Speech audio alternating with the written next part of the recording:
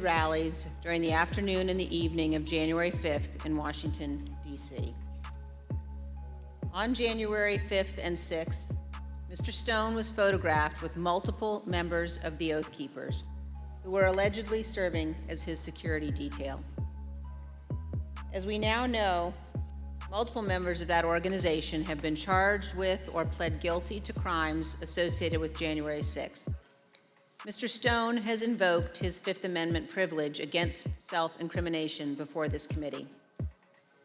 General Michael Flynn has also taken the fifth before this committee. Mr. Stone previously had been convicted of other federal crimes unrelated to January 6th. General Flynn had pleaded guilty to a felony charge also predating and unrelated to January 6th. President Trump pardoned General Flynn just weeks after the presidential election. And in July of 2020, he commuted the sentence Roger Stone was to serve. The night before January 6th, President Trump instructed his Chief of Staff, Mark Meadows, to contact both Roger Stone and Michael Flynn regarding what would play out the next day. Ms. Hutchinson, is it your understanding that President Trump asked Mark Meadows to speak with Roger Stone and General Flynn on January 5th? That's correct. That is my understanding. And Ms. Hutchinson, is it your understanding that Mr. Meadows called Mr. Stone on the 5th? Understanding. I'm under the impression that Mr. Meadows did complete both a call to Mr. Stone and General Flynn the evening of the 5th. And do you know what they talked about that evening, Ms. Hutchinson? I'm not sure. Is it your understanding that Mr. Giuliani, Mr. Eastman, and others had set up what has been called, quote, a war room at the Willard Hotel on the night of the 5th? I was aware of that the night of the 5th. And do you know if Mr. Meadows ever intended to go to the Willard Hotel on the night of the 5th? Mr. Meadows had a conversation with me where he wanted me to work with Secret Service on a movement from the White House to the Willard Hotel so he could attend the meeting or meetings with Mr. Giuliani and his associates in the war room. And what was your view as to whether or not Mr. Meadows should go to the Willard that night? I had made it clear to Mr. Meadows that What is up, everyone? Please take a second to hit that like button. The more likes that we get in a short period of time, the more people the algorithm will bring into the chat to come hang out with us and see what's going on. So please hit that like button and let me know how you're doing, and happy freedom. during this period, I didn't think that it was something appropriate for the White House Chief of Staff to attend or to consider involvement in. I made that clear to Mr. Meadows.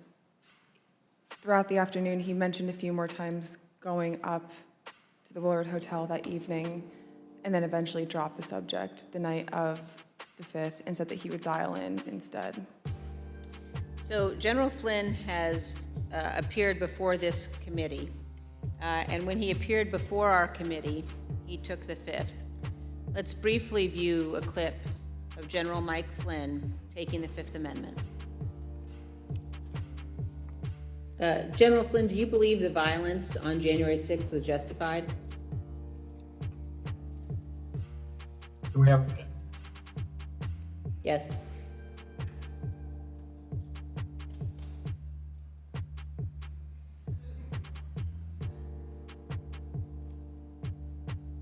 All right, we're back. Congressman Cheney, could you repeat the question, please? Yes. General Flynn, do you believe the violence on January 6th was justified? Is that, can I get a clarification? Is that a moral question or are you asking a legal question? I'm asking both.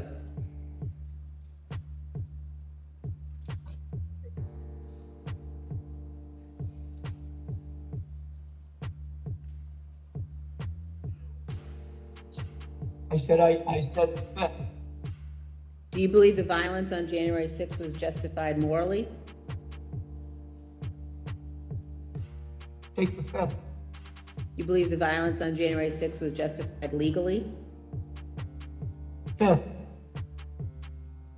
General Flynn, do you believe in the peaceful transition of power in the United States of America? The fifth. They cry so hard on this committee. January 6th. and the conduct of Donald Trump and Mark Meadows during the attack on the Capitol. Ms. Hutchinson, I'd like now for us to listen to a description, your description of what transpired in the West Wing during the attack. For context, in this clip, you described the time frame starting at about 2 p.m. So I remember Mark being alone in his office for quite some time, and I know we've spoken about Ben Williamson going in at one point, and I don't personally remember Ben going in. I don't doubt that he had gone in, but I remember him being alone in his office for most of the afternoon, around 2 o'clock to 2:05. Around 2 o'clock to 2:05, we were watching the TV, and I could see that the rioters were getting closer and closer to the Capitol. Mark still hadn't popped out of his office or said anything about it. So that's when I went into his office. I saw that he was sitting on his couch, on his cell phone. Same as the morning where he was just kind of scrolling and typing. I said, "Hey, are you watching the TV, Chief?" Because his TV was small, and you can see it, but I didn't know if he was really paying attention. I said, "Are you watching the TV, Chief?" And he was like, "Yeah." I said, "The rioters are getting really close. Have you talked to the president?" He said, "No, he wants to be alone right now." Still looking at his phone. So I start to get frustrated because, I sort of felt like I was watching this is not a great comparison, but a bad car accident that was about to happen. Come on, man. You can't stop it, but you want to be able to do something. And I remember thinking in that moment, Mark needs to snap out of this, and I don't know how to snap him out of this, but he needs to care. And I just remember I blurted out, I said, "Mark, do you know where Jim's at right now?" And he looked up at me at that point and said, "Jim?" And I said, "Mark, he was on the floor a little while ago giving a floor speech. Did you listen?" He said, "Yeah, it was real good. Did you like it?" And I said, "Yeah. Do you know where he's at right now?" And he said, "No, I haven't heard from him." And I said, "You might want to check in with him, Mark." And I remember pointing at the TV, and I said, "The rioters are getting close. They might get in." And he looked at me and said something to the effect of, "All right, I'll give him a call."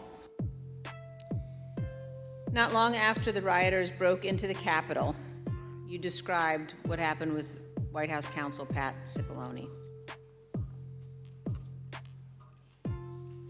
No more than a minute and a half later, I see Pat Cipollone barreling down the hallway towards our office and rushed right in, looked at me, said, "Is Mark in his office?" And I said, "Yes." He just looked at me and started shaking his head and went over, opened Mark's office door, stood there with the door propped open, and said something to Mark's still sitting on his phone. I remember glancing and he's still sitting on his phone. And I remember Pat saying to him something to the effect of, "The rioters have gotten to the Capitol, Mark. We need to go down and see the president now." And Mark looked up at it and said, "He doesn't want to do anything, Pat." And Pat said something to the effect of, and very clearly had said this to Mark, something to the effect of, "Mark, something needs to be done." Everything is something to the effect of. "This is getting out of control. I'm going down there." And at that point, Mark stood up from his couch, both of his phones in his hand. He had his glasses on still. He walked out with Pat. He put both of his phones on my desk and said, "Let me know if Jim calls." And they walked out and went down to the dining room. A few minutes later, Representative Jordan called back. A couple minutes later, so likely around between 2:15 and 2:25. I know the tweet went out at 2:24. I don't remember if I was there when the tweet went out or if it happened right afterwards, but Jim had called. I answered the phone, said 1 second. He knew it was, I guess he knew it was me. I introduced myself, but I don't remember if he called my cell phone or if he had called one of Mark's. But I answered the phone and said, 1 sec, Mark's on the hall, I'm gonna go hand the phone to him. He said, "Okay." So I went down, I asked the valet if Mark was in the dining room. Valet said yes. I opened the door to the dining room briefly stepped in to get Mark's attention, showed him the phone, like flipped the phone his way so he could see it said Jim Jordan. He had stepped to where I was standing there holding the door open, took the phone talking to Jim with the door still propped open. So I took a few steps back. So I probably was 2 feet from Mark. He was standing in the doorway going to the Oval Office dining room.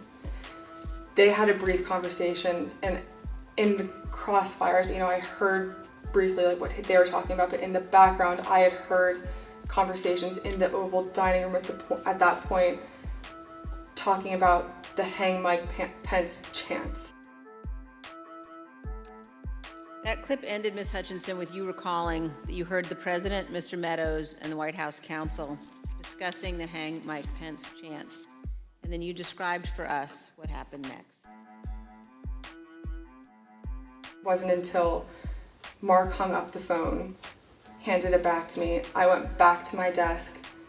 A couple minutes later, him and Pat came back, possibly Eric Hirschman too. I'm pretty sure Eric Hirschman was there. But I'm confident it was Pat that was there.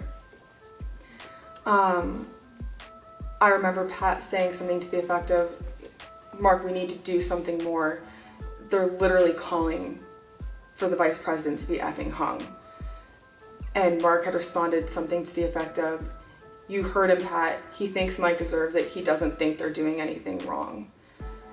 To which Pat said something, this is effing crazy. We need to be doing something more. Briefly stepped into Mark's office. And when Mark had said something to the effect of, he doesn't think they're doing anything wrong, knowing what I had heard briefly in the dining room, coupled with Pat discussing the hang Mike Pence chants in the lobby of our office, and then Mark's response, I understood there to be the rioters in the Capitol that were chanting for the vice president to be hung. Let me pause here on this point. The rioters chanted hang Mike Pence. The President of the United States, Donald Trump, said that, quote, Mike deserves it, and that those rioters were not doing anything wrong. This is a sentiment that he has expressed at other times as well. In an interview with ABC News correspondent Jonathan Karl, President Trump was asked about the supporters chanting hang Mike Pence last year. Instead of condemning them, the former president defended them. Saying hang Mike Because Pence. it's common sense, John. It's common sense that you're supposed to protect. How can you, if you know a vote is fraudulent, right? Yeah. How can you pass on a fraudulent vote to Congress? President Trump's view that the rioters were not doing anything wrong and that, quote, Mike deserved it, helps us to understand why the president did not ask the rioters to leave the Capitol for multiple hours. In fact, he put this tweet out at 2:24 p.m. Ms. Hutchinson, do you recall seeing this tweet in which the president said the vice president did not have the courage to do what needed to be done? I do. And Ms. Hutchinson, what was your reaction when you saw this tweet? As a staffer that worked to always represent the administration to the best of my ability and to showcase the good things that he had done for the country, I remember feeling frustrated, disappointed, and really, it felt personal. I was really sad. As an American, I was disgusted.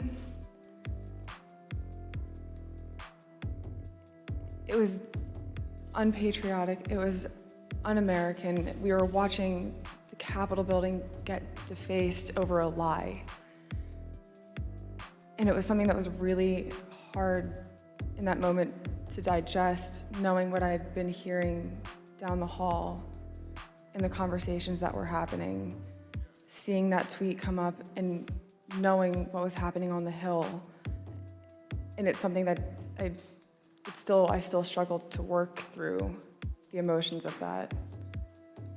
That tweet affected her so deeply, Also spoke she's to still working through it. other White House staff about their reaction to Donald Trump's June 24 tweet, condemning Mike Pence for not having the courage to refuse to count electoral votes, an act that would have been illegal. Matthew Pottinger, a former Marine intelligence officer who served in the White House for 4 years, including as Deputy National Security Advisor, was in the vicinity of the Oval Office at various points throughout the day. When he saw that tweet, he immediately decided to resign his position. Let's watch him describe his reaction to the president's tweet. One of my staff brought me a printout of a tweet by the president. And You ever printed off a tweet before? said something to the effect that Mike Pence, the vice president, didn't have the courage to do what should have been done. I read that tweet and made a decision at that moment to resign. That's where I knew that I was leaving that day, once I read that tweet. Ultimately, members of the White House staff, Sarah Matthews, cabinet members Secretary Chao and Secretary DeVos resigned as well. Here is Secretary DeVos's resignation letter. As you can see, in resigning on January 6th, Secretary DeVos said to the president, quote, "There's no mistaking the impact your rhetoric had on the situation, and it is the inflection point for me." Let's also look at Secretary Chao's resignation statement. When Secretary Chao resigned, she spoke of the January 6th attack, and she said, quote, "As I am sure is the case with many of you, this has deeply troubled me in a way I simply cannot set aside." Ms. Hutchinson, in our prior interviews, we've asked you about what the president's advisors were urging him to do during the attack. You've described roughly 3 different camps of thought inside the White House that day. Can you tell us about those? There was a group of individuals that were strongly urging him to take immediate and swift action. I would classify the White House counsel's office, Mr. Hirschman, Ms. Ivanka Trump, in that category of really working to get him to take action and pleading with him to take action. There was a more neutral group where advisors were trying to toe the line, knowing that Mr. Trump didn't necessarily want to take immediate action and condemn the riots, but knowing something needed to be done. And then there was the last group, which was deflect and blame. Let's blame Antifa. These aren't our people. It's my understanding that Mr. Meadows was in the deflect and blame category, but he did end up taking a more neutral route, knowing that there were several advisors in the president's circle urging him to take more action, which I think was reflected in the rhetoric released later that day in the videos. You told us that the White House counsel's office was in the camp encouraging the president to tell the rioters to stop the attack and to leave the Capitol. Let's listen. White House counsel's office wanted there to be a strong statement out to condemn the rioters. I'm confident in that. Now let's look at just one example of what some senior advisors to the president were urging. Ms. Hutchinson, could you look at the exhibit that we're showing on the screen now? Have you seen this note before? That's a note that I wrote at the direction of the Chief of Staff on January 6th, likely around 3 o'clock. And it's written on a Chief of Staff note card, but that's your handwriting, Ms. Hutchinson? That's my handwriting. And why did you write this note? The Chief of Staff was in a meeting with Eric Hirschman and potentially Mr. Philbin, and they had rushed out of the office fairly quickly. Mark had handed me the note card with one of his pens and started dictating a statement for the president to potentially put out. And, no, I'm sorry, go ahead. That's okay. There were two phrases on there, one illegal and then one without proper authority. The illegal phrase was the one that Mr. Meadows had dictated to me. Mr. Hirschman had chimed in and said, also put without legal authority. There should have been a slash between the two phrases. It was an or if the president had opted to put one of those statements out. Evidently he didn't. Later that afternoon, Mark came back from the Oval Dining Room and put the palm card on my desk with illegally crossed out, but said we didn't need to take further action on that statement. So, to your knowledge, this statement was never issued? It was, to my knowledge, it was never issued. And Ms. Hutchinson, did you understand that Ivanka Trump wanted her father to send people home? That's my understanding, yes. Let's play a clip of you addressing that issue. I remember her saying at various points, she wanted her dad to send them home. She wanted her dad to tell them to go home peacefully, and she wanted to include language that he necessarily wasn't on board with at the time. You will hear more about this at our later hearings, but we have evidence of many others imploring Donald Trump and Mark Meadows to take action. Here is some of that evidence, text messages sent to Mark Meadows during the attack. This is a text message at 2:32 from Laura Ingram. Hey, Mark, the president needs to tell people in the Capitol to go home. In the next message, this is hurting all of us. And then he's destroying his legacy and playing into every stereotype. We lose all credibility against the BLM Antifa crowd if things go south. The president's son, Don Jr., also urgently contacted Mark Meadows. At 2:53, he wrote, he's got to condemn this shit ASAP. The Capitol Police tweet is not enough. As you will see, these are just two of the numerous examples of Trump supporters and allies. Ooh, she said the shit word. President to tell his supporters to leave the Capitol. It would not have been hard for the president to simply walk down to the briefing room a few feet down the hall from the Oval Office. As Nora O'Donnell noted during an interview with House Republican leader Kevin McCarthy, where Leader McCarthy said he believed the attack was un-American. I want to quickly bring in Kevin McCarthy, the House Minority Leader. Leader McCarthy, do you condemn this violence? I completely condemn the violence in the Capitol. What we're currently watching unfold is un-American. I am disappointed. I'm sad. This is not what our country should look like. This is not who we are. This is not the First Amendment. This has to stop, and this has to stop now. Leader McCarthy, the President of the United States has a briefing room steps from the Oval Office. The cameras are hot 24/7, as you know. Why hasn't he walked down and said that now? I conveyed to the president what I think is best to do, and I'm hopeful the president will do it. Republican House member Mike Gallagher also implored the president to call off the attack. Mr. President, you have got to stop this. You are the only person who can call this off. Call it off. The election is over. Call it off. This is bigger than you. It's bigger than any member of Congress. It is about the United States of America, which is more important than any politician. Call it off. It's over.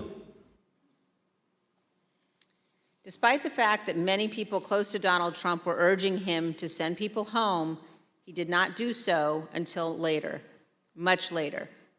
At 4:17 p.m., Donald Trump finally told the rioters to go home and that he loved them. Here's a portion of the video President Trump recorded from the White House. A portion? You can't show the whole thing? It was on Twitter. So go home. We love you. You're very special. You've seen what happens. You see the way others are treated that are so bad and so evil. I know how you feel. But go home and go home in peace. But as we will show in even greater detail in future hearings, Donald Trump was reluctant to put this message out, and he still could not bring himself to condemn the attack. Ms. Hutchinson has told us that too. It's like watching the impeachment trial all over again. I'm sure you've discussed it, and just to elaborate if I hadn't already at that point, I recall him being reluctant to film the video on the 6th. I was not involved in any of the logistics or the planning for that video. I just remember seeing the video go out and feeling a little shocked after it went out. On the evening of January 6th and the day after, the president's family and his senior staff and others tried to encourage the president to condemn the violence and commit to the peaceful transition of power. At 3:31 p.m. on January 6th, Sean Hannity of Fox News texted Mark Meadows. Mr. Hannity said, quote, "Can he make a statement? I saw the tweet. Ask people to leave the Capitol." Later that evening, Mr. Hannity sent another text message to Mark Meadows. This time, he shared a link to a tweet. That tweet reported that President Trump's cabinet secretaries were considering invoking the 25th Amendment to remove President Trump from office. As you can see on the screen, the 25th Amendment to the Constitution creates a process for the transition of power if a president is unfit or unable to serve. The 25th Amendment has never been used to remove a president. But the committee has learned that after the attack on the U.S. Capitol, this was being discussed by members of President Trump's cabinet as a way of stripping the full power of the presidency from Donald Trump. President Trump's supporters were worried. In addition to the tweet that he sent Mark Meadows after the attack, Sean Hannity apparently spoke with President Trump and warned him about what could happen. We understand that this text message that Sean Hannity sent to Kayleigh McEnany on January 7th shows what Mr. Hannity said to the president. First, no more stolen election talk. Second, impeachment and 25th Amendment are real. Many people will quit. Ms. Hutchinson, you told us that you were hearing about discussions related to the 25th Amendment. Here's part of what you said. Mr. Pompeo reached out to have the conversation with Mr. Meadows in case he hadn't heard the discussion. That didn't even sound like English at first. And from what I understand, it was more of a, this is what I'm hearing, I want you to be aware of it, but I also think it's worth putting on your radar because you are the chief of staff, you're technically the boss of all the cabinet secretaries, and you know, if conversations progress, you should Ellen, she's on the casting couch.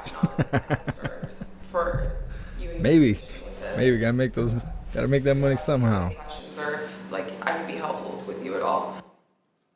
Inside the White House, the president's advisors, including members of his family, wanted him to deliver a speech to the country. Deputy White House counsel Pat Philbin prepared the first draft of what would be the president's remarks on national healing, delivered via pre-taped video on January 7th. When he arrived at the White House on the 7th, Mr. Philbin believed that more needed to be said, so he sat down and started writing. He shared the draft with Pat Cipollone, who also believed the president needed to say more. Mr. Cipollone agreed with the content, as did Eric Hirschman, who reviewed the draft. The committee has learned that the president did not agree with the substance as drafted and resisted giving a speech at all. Ms. Hutchinson, do you recall discussions about the president's speech on January 7th? I do. Let's listen, Ms. Hutchinson, to what you told us about that and about the process of crafting those remarks. I learned from a conversation with Mark and overhearing between him and White House counsel and Eric Hirschman as well that Trump didn't necessarily think he needed to do anything more on the 7th than what he had already done on the 6th. When he was convinced to put out... Why does she talk like she's holding in a fart? I understand that he had a lot of opinions about what the context of that announcement were to entail. I had original drafts of the speech where, there were several lines that didn't make it in there about prosecuting the rioters or calling them violent. He didn't want that in there. He wanted to put in there that he wanted to potentially pardon them. And this is just with the increased emphasis of his mindset at the time, which was he didn't think that they did anything wrong. The people who did something wrong that day, or the person who did something wrong that day, was Mike Pence by not standing with him. But the president's advisors urged him to give the speech. Who convinced him to do the video on the 7th? I'm not sure who convinced him or if it was a group of people that convinced him. Who was in the group that you're aware of? That I'm aware of: Mark, Ivanka, Jared Kushner, Eric Hirschman, Pat Cipollone, Pat Philbin.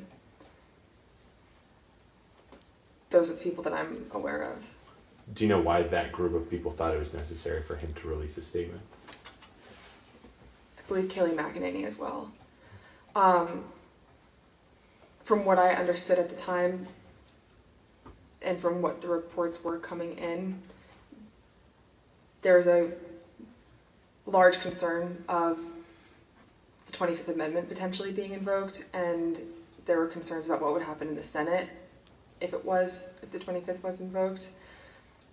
So the primary reason that I had heard, other than, we did not do enough on the 6th, we need to get a stronger message out there and condemn this, otherwise this will be your legacy. The secondary reason to that was, think about what might happen in the final 15 days of your presidency if we don't do this. There's already talks about invoking the 25th Amendment. You need this as cover. The president ultimately delivered the remarks. Unlike many of his other speeches, he did not ad-lib much. He recited them without significant alteration, except one. Even then, on January 7th, 2021, the day after the attack on the U.S. Capitol, the president still could not bring himself to say, quote, "But this election is now over." One other point about the speech, Ms. Hutchinson. Did you hear that Mr. Trump at one point wanted to add language about pardoning those who took part in the January 6th riot? I did hear that, and I understand that Mr. Meadows was encouraging that language as well. Thank you, and here's what you told us previously about that. You said he was instructed not to include it. Who was instructing him not to include language about the pardon in that January 7th? I understood from White House counsel's office coming into our office that morning that they didn't think that it was a good idea to include that in the speech. That being Pat Cipollone? That's correct. And Eric Hirschman. Ms. Hutchinson, did Rudy Giuliani ever suggest that he was interested in receiving a presidential pardon related to January 6th? He did.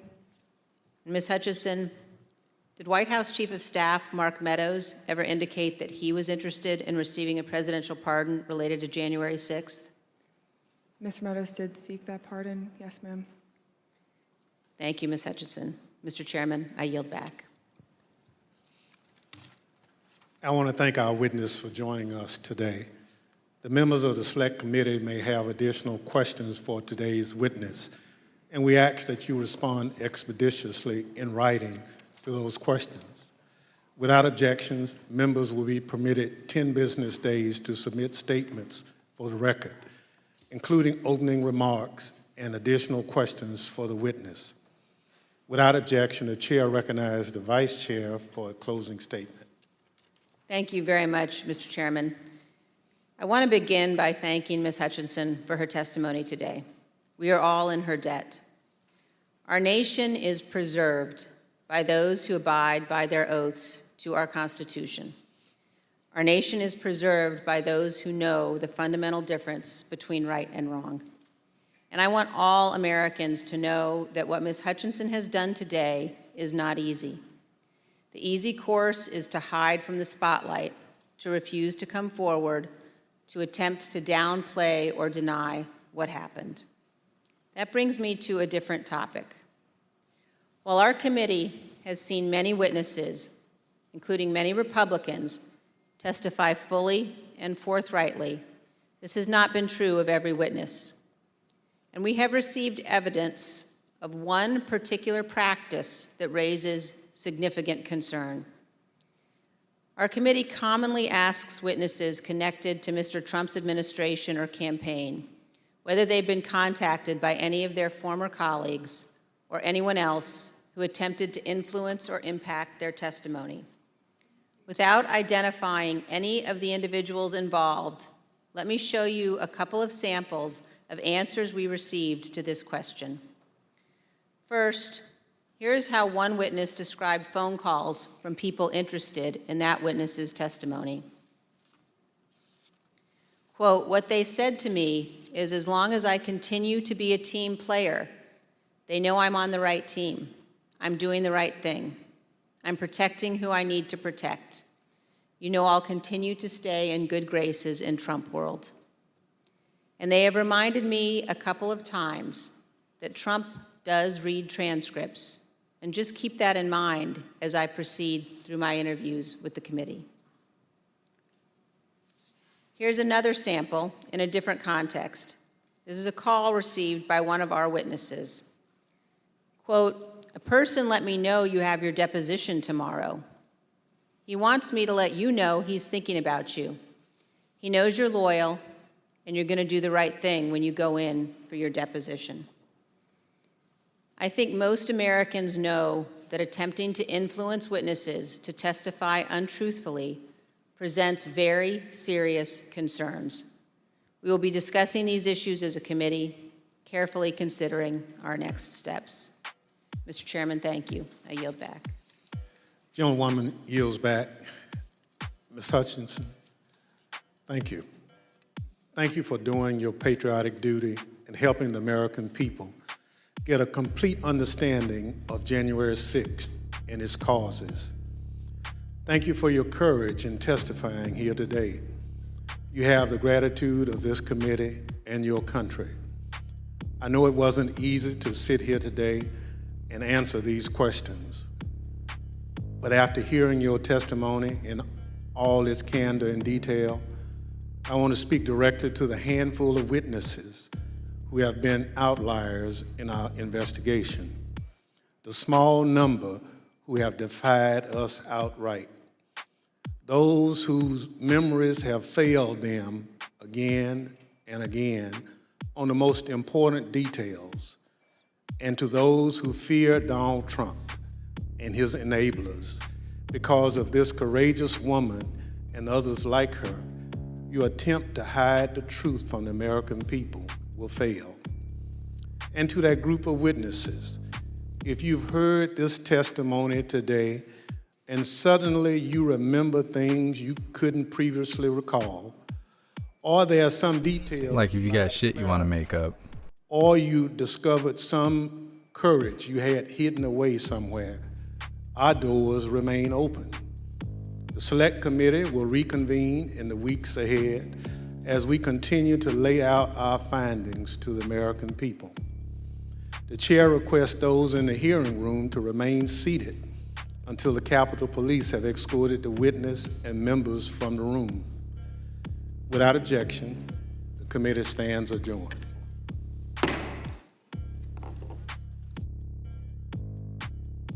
All right, there you guys go. Lying and Crime from the J6 committee.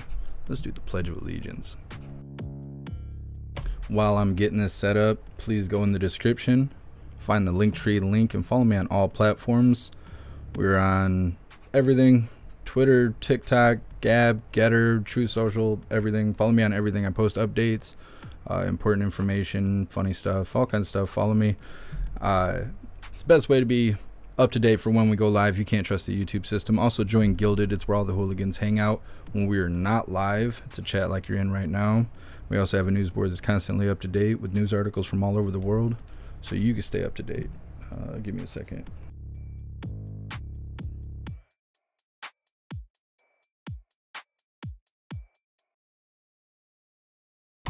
All right, hooligans, please join me for the Pledge of Allegiance.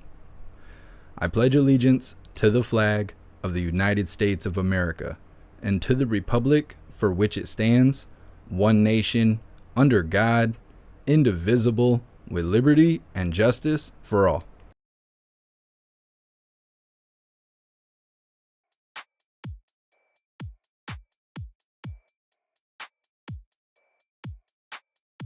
Kevin, it's too friggin' hot and muggy. Turn it down. I'm saying.